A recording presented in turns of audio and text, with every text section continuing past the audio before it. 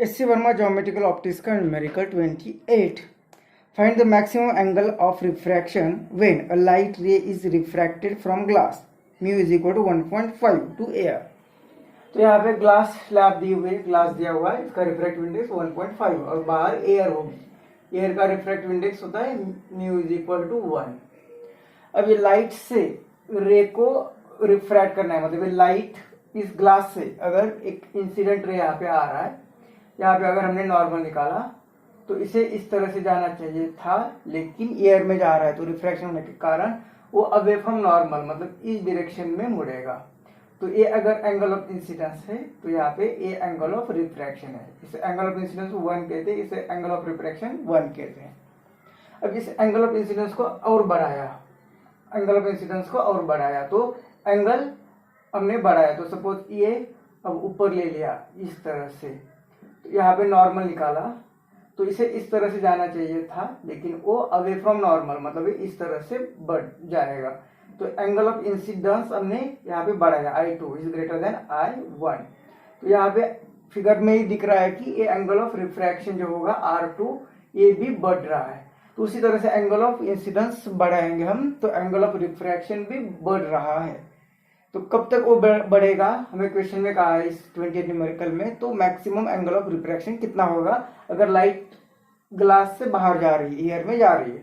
तो इस angle of incidence का और अगर बढ़ाएंगे हम, और हम बढ़ाएंगे इस तरह से, तो यहाँ पे नॉर्मल निकाला तो बढ़ते बढ़ते एक टाइम पे हमें एंगल ऑफ इंसिडेंस इस तरह से मिलेगा कि वो यहाँ पे चला जाएगा अलोंग सरफेस।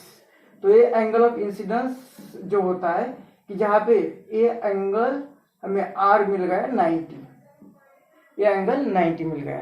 तो यहाँ तो ग्लास के बाहर रे जा रहा है, अगर क्वेश्चन में कहा कि ग्लास के बाहर मतलब एयर में लाइट जा रहा है तो ज्यादा से ज्यादा इस साइड इस साइड इस साइड इस साइड इस साइड जा सकता है, तो ज्यादा से ज्यादा 90 का एंगल बनाएगा। इससे ज्यादा तो नहीं बन सकता, इससे ज्यादा नहीं बन सकता। मतलब ये R जो है हमारा वो R, यहाँ पे सपोज एंगल ऑफ इंसिडेंस सीधा होता तो वो सीधा चला जाता, क्योंकि परपेंडिकुलर है तो यहाँ पे डेविएशन नहीं होता। तो इस केस में अगर I 0 है, अगर I 0 है तो एंगल ऑफ रिफ्रैक्शन भी 0 होता है, मतलब ये मिनिमम वैल्यू होगी रिफ्रैक्शन की। और ये जैसे जैसे I बढ़ रहा है मैक्सिमम R बढ़ रहा है, तो मैक्सिमम कहाँ पे आएगा, तो ये जो R की वैल्यू होगी वो R की वैल्यू ये मैक्सिमम वैल्यू होगी।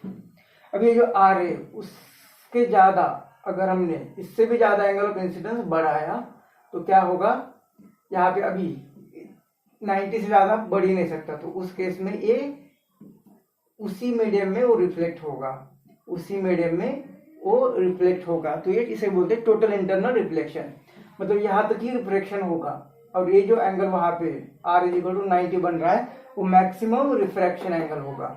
और उस केस में जो एंगल ऑफ इंसिडेंस होता है उसे हम कहते हैं क्रिटिकल एंगल, उसे कहते हैं क्रिटिकल एंगल। तो ये मैक्सिमम हमारा मैक्सिमम R जो होगा वो 90 होगा, ये हमारे इस क्वेश्चन का आंसर।